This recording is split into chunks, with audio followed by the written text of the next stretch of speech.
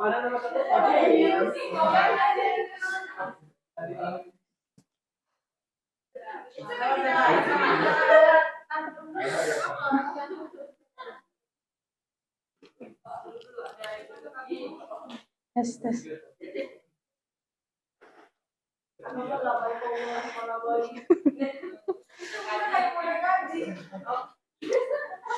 Bismillah.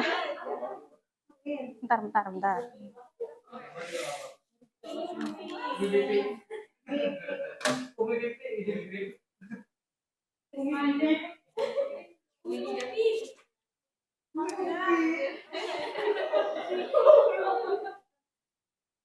Udah, Mas?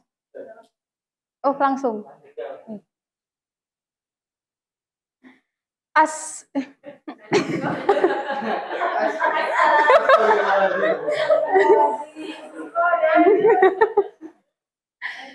Assalamualaikum warahmatullahi wabarakatuh.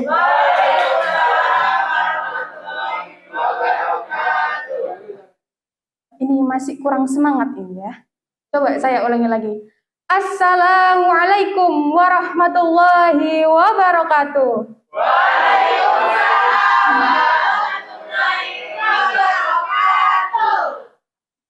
Innal hamdalillah nahmaduhu wa nasta'inuhu wa nastaghfiruh wa na'udzu billahi min syururi anfusina wa min sayyiati a'malina may yahdihillahu fala mudhillalah wa may yudlil fala hadiyalah. Asyhadu an la ilaha illallah wahdahu la syarikalah wa asyhadu anna Muhammadan abduhu wa rasuluh. Allahumma shalli wa sallim wa barik ala sayyidina Muhammad. Allahumma shalli wa sallim ala sayyidina Muhammad wa ala alihi wa sahbihi wa barik wa sallim ajmain. Amma ba'd. A'udzu billahi minasyaitonir rajim. Bismillahirrahmanirrahim. Wala talmizu anfusakum wala tanabazu bil alqab. Bi'sal ismul fusuku ba'dal iman wa man lam yatub fa ulaika humud dhalimun. Barakallahu adzim.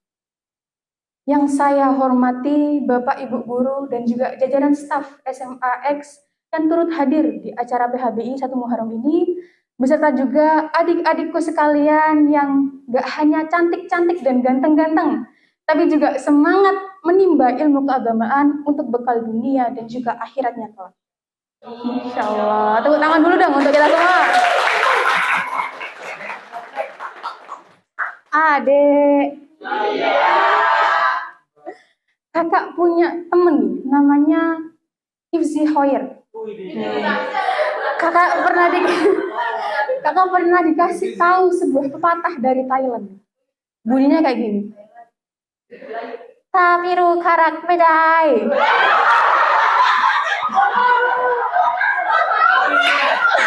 Artinya kan dari Thailand tadi.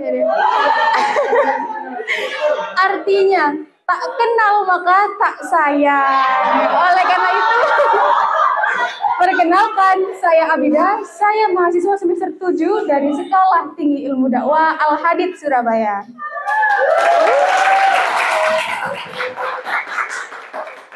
Adek. Iya. Ngomong-ngomong soal pepatah, saya punya sebuah pepatah lagi nih.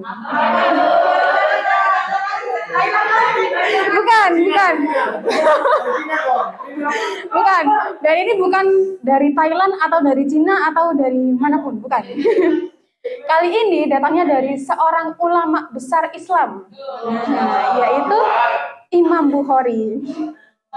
Jadi beliau pernah berkata adik-adik, bahwa keselamatan manusia itu bergantung pada kemampuannya dalam menjaga lisannya.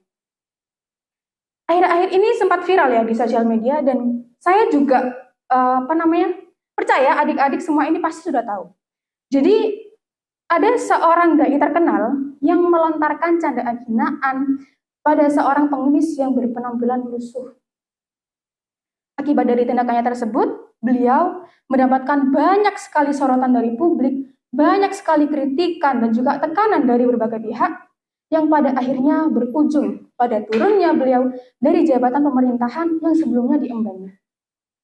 Peristiwa ini membuktikan bahwa keselamatan manusia di dunia itu bergantung pada kemampuannya dalam menjaga lisannya. Dari hadis riwayat yang lainnya, dari Abu Hurairah radhiyallahu anhu, dikatakan kepada Rasulullah, "Wahai Rasulullah, sesungguhnya fulanah adalah seorang wanita yang rajin mendirikan sholat malam, gemar berpuasa di siang hari, gemar melaksanakan kebaikan, bersedekah, dan lain sebagainya. Tapi dia ini sering menyakiti tetangganya menggunakan lisannya." Maka kemudian Rasulullah berkata, sesungguhnya tidak ada sedikit pun kebaikan di dalam dirinya dan dia merupakan penghuni neraka. Maka kemudian para sahabat berkata lagi, "Ya Rasulullah, wahai Rasulullah, fulanah yang lainnya itu dia hanya mendirikan sholat wajib saja dan bersedekah secukupnya menggunakan beberapa potong keju. Tapi ya Rasulullah, dia itu tidak pernah sekalipun menyakiti seseorang menggunakan lisannya." Kemudian apa kata Rasulullah? Rasulullah itu berkata, sesungguhnya dia adalah penghuni syurga. Dari hadis riwayat ini, kita juga bisa mengetahui bahwa keselamatan manusia di akhirat juga bergantung pada kemampuannya dalam menjaga lisannya. Nah, sekarang pertanyaannya nih, bagaimana bisa ya dari sebuah lubang kecil bernama mulut ini bisa mengantarkan manusia pada dua jalur yang sangat amat berbeda. Dua jalur yang sangat amat bertolak belakang, yaitu surga dan juga neraka. Emangnya seberapa penting sih kita perlu menjaga lisan kita? Adik, seberapa penting kira-kira? Penting aja atau penting banget? Penting banget kan ya? Banget. Nah, oleh karena itu, ayo kita bahas bersama-sama di kajian kita pada kesempatan kali ini. Nah, adik-adikku, Indonesia itu dikenal sebagai negara yang kuat akan budaya ketimurannya. Sebagai salah satu negara di Asia, sama halnya seperti Korea, Jepang, Thailand juga tadi ya. Indonesia itu juga memiliki penghormatan dan juga penghargaan terhadap nilai-nilai luhur yang diwariskan secara turun-temurun. Seperti sopan santun, tata krama, hormat kepada orang tua, kekeluargaan, dan lain sebagainya. Salah satu contohnya itu bisa kita jumpai di budaya Jawa yang mengenal istilah unggah-ungguh atau tingkat tutur. Nah, unggah-ungguh atau tingkat tutur ini itu membedakan bahasa sesuai dengan perbedaan status pembicara dan juga lawan bicaranya. Jadi tata bahasa untuk ngobrol sama orang tua, sama teman, atau sama adik itu pasti berbeda. Struktur kalimatnya beda, diksi yang digunakan juga beda. Terus para bahasa dan bahasa tubuh yang digunakan juga pasti berbeda. Dan nilai-nilai kesantunan ini itu tidak hanya bisa kita ketemui di budaya Jawa aja, tapi juga di berbagai budaya di seluruh wilayah yang ada di Indonesia. Namun, sayangnya, walaupun memiliki budaya ketimuran yang kuat, Indonesia itu justru menempati urutan ke-29 dari 32 negara dalam survei indeks keberadaban digital yang dilakukan oleh Microsoft, yaitu sebuah perusahaan yang berfokus pada teknologi multinasional. Artinya apa adik-adik? Artinya Indonesia itu termasuk dalam golongan yang tingkat keberadabannya itu rendah. Nah, hal ini bisa kita lihat dari tingginya resiko penyebaran hoax, ujaran kebencian, pelecehan, penipuan, diskriminasi, cyberbullying, dan lain sebagainya. Ayo, di sini siapa yang suka kayak gitu? Angkat tangan. Oh, Herlina. Wah, ini berarti materi kali ini penting ya untuk Herlina. Nggak cuma untuk Herlina, tapi juga teman-teman semua. Nah, dan mungkin di benak kita sekarang ya, itu teringat perilaku-perilaku netizen yang budiman dan maha benar di media sosial. Iya. Adik-adik tahu nggak kasus korupsi 271 triliun? Tahu ya? Nah, betul. Nah, kasus korupsi itu adalah kasus korupsi yang dilakukan oleh Harvey Moise dan juga Helena Lim. Nah, istrinya si Harvey Moise ini, yaitu Sandra Dewi, itu dihujat habis-habisan sama netizen karena kasus korupsi yang dilakukan oleh suaminya tersebut. Gayanya doang hedon padahal hasil korupsi. Malu-maluin. Beban negara.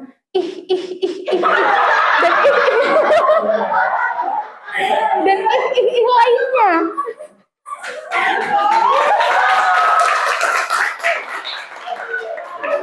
Bahkan kalau adik-adik sekarang coba lihat di Instagram ya, itu seluruh fitur komentar di postingannya Sandra Dewi itu dinonaktifkan karena saking banyaknya netizen yang menghujat dia, yang ngata-ngatain dia, sampai kayak gitu. Tapi lucunya di tengah huru-hara yang seperti itu, di tengah kegaduhan yang seperti itu, ada nih beberapa netizen yang salah sasaran gitu ya. Yang dihujat itu bukan Sandra Dewi, tapi Dewi Sandra. Kayak Elina tadi mungkin ya contohnya. Iya sih bener, Sandra Dewi kalau diucapin 10 kali jadi Dewi Sandra ya. Sandra Dewi, Sandra Dewi, Sandra Dewi, Sandra Dewi, Sandra Dewi, Sandra Dewi, Sandra Dewi, Sandra Dewi, Dewi Sandra. Akhirnya muncul Dewi Sandra. Ya Allah, subhanallah, ini perilakunya netizen ini sungguh luar biasa ya. Padahal adik-adik, Allah sendiri itu mengajarkan kita untuk menjaga lisan dan juga menghormati orang lain dalam berkomunikasi. Dalam surat Al-Hujurat ayat 11 yang sebagaimana potongan ayatnya saya sampaikan di awal tadi, wala talmizu anfusakum wala tanabazu bil alqab. Janganlah kalian saling mencela dan saling memanggil dengan panggilan yang buruk. Bi'sal ismul fusuku ba'dal iman. Seburuk-buruknya panggilan adalah panggilan yang diucapkan, panggilan fasik yang diucapkan setelah beriman. Wa man lam yatub fa ulaika humud dzalimun. Dan barang siapa orang-orang yang tidak bertaubat, mereka itulah orang-orang yang zalim. Dilanjutkan di ayat ke-12 yang pada intinya itu menjelaskan bahwa orang-orang yang beriman itu hendaknya menjauhi banyak prasangka. Karena sebagian dari prasangka itu adalah dosa. Orang-orang yang beriman itu hendaknya tidak saling mencari-cari kesalahan dan menggunjing orang lain. Karena perilaku tersebut bagaikan memakan bangkai saudara yang sudah mati. Adik. Iya. Mohon maaf ya, mohon maaf sekali. Sekarang coba bayangkan, bagaimana kalau adik-adik sekalian ini memakan bangkai daging saudara yang sudah mati? Bagaimana kira-kira? Gak usah ditanya pun itu pasti jawabannya menjijikkan ya kan? Betul nggak? Betul, menjijikkan. Orang yang nggak suka makan durian, disuruh makan durian, ya mukok-mukok, ya nggak? Jangankan makan, orang nyium baunya aja udah pusing, deket-deket dikit aja udah salting, ngelihat dikit aja udah merinding gitu ya, kayak habis lihat lembut gitu. Setan.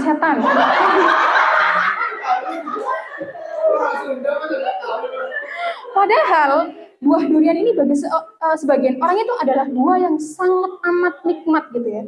Tapi untuk sebagian orang yang lain itu bisa menimbulkan respon dalam tanda kutip menjijikkan yang sebegitunya. Nah, ini aja buah durian kayak gitu. Apalagi itu tadi ya, mohon maaf bangkai saudara kita yang sudah meninggal. Na'udzubillahi min. Sekarang bayangkan kalau adik-adik sekalian menggunjing, mengolok-olok, membuli orang lain. Tanamkan dalam diri kita bahwa itu adalah perilaku yang menjijikkan di mata Allah Subhanahu wa taala. Lebih jauh lagi, kita akan dinilai sebagai orang-orang yang zalim. Adik. Iya. Apakah kita mau dipandang menjijikkan oleh Allah Subhanahu wa taala? Apakah kita mau digolongkan sebagai orang-orang yang zalim oleh Allah Subhanahu wa taala? Nggak mau kan ya? Na'udzubillahimin. Maka sebagai orang-orang yang beriman, kita hendaknya mengikuti apa yang sudah diajarkan Allah di dalam Al-Quran, yaitu menjaga lisan kita dan menghormati orang lain dalam berkomunikasi.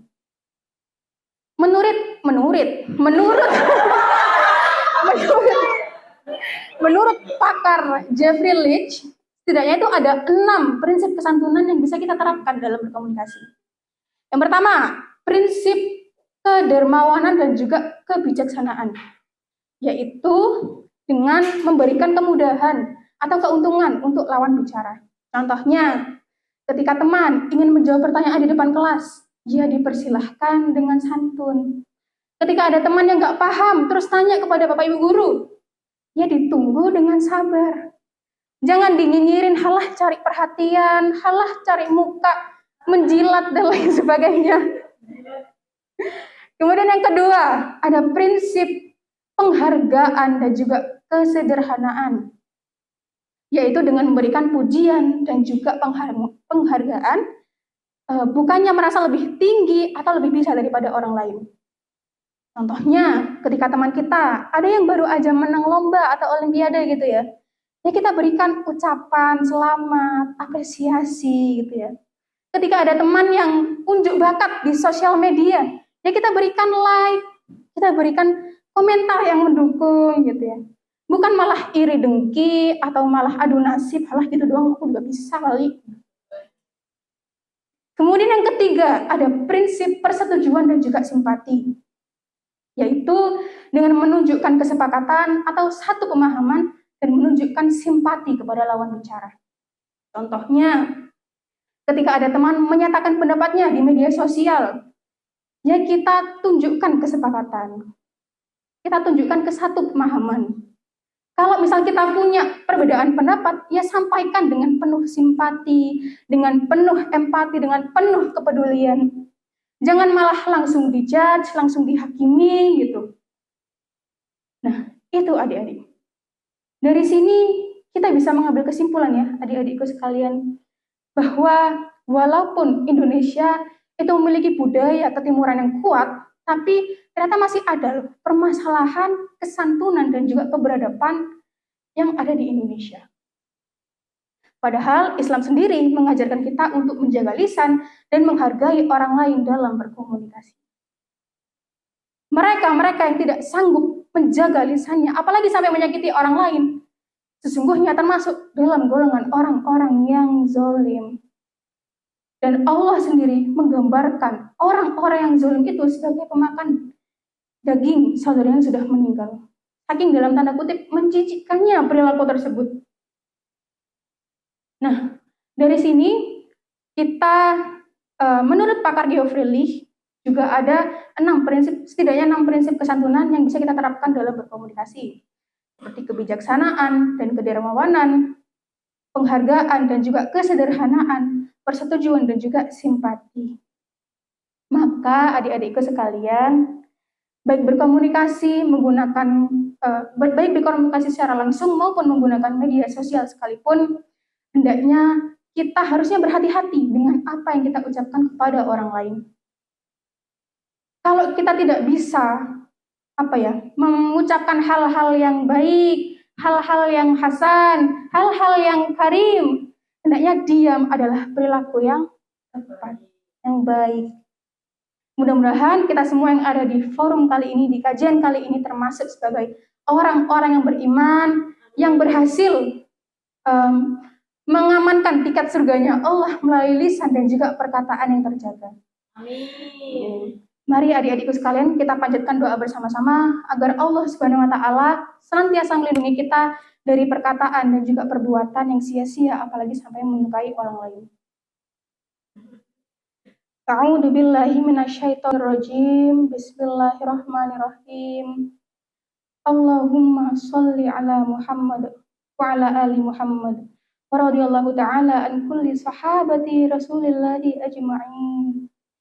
Allahumma ighfir lil muslimina wal muslimat wal mu'minina wal mu'minat al ahya'i minhum wal amwat innaka sami'un qaribun mujibud da'wat ويا قاضي الحجة اللهم أرنا الحق حقا وارزقنا اتباعه وأرنا الباطل باطلا وارزقنا اجتنابه ربنا هب لنا من أزواجنا وذرياتنا قرة أعين واجعلنا للمتقين إماما رب اجعلني مقيم الصلاة ومن ذريتي ربنا وتقبل دعاء ربنا اغفر لي ولوالدي وللمؤمنين يوم يقوم الحساب ربنا آتنا في الدنيا حسنة وفي الآخرة حسنة وقنا عذاب النار وقنا عذاب النار وقنا عذاب النار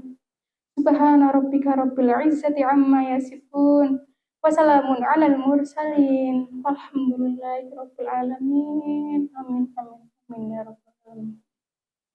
Assalamualaikum warahmatullahi wabarakatuh.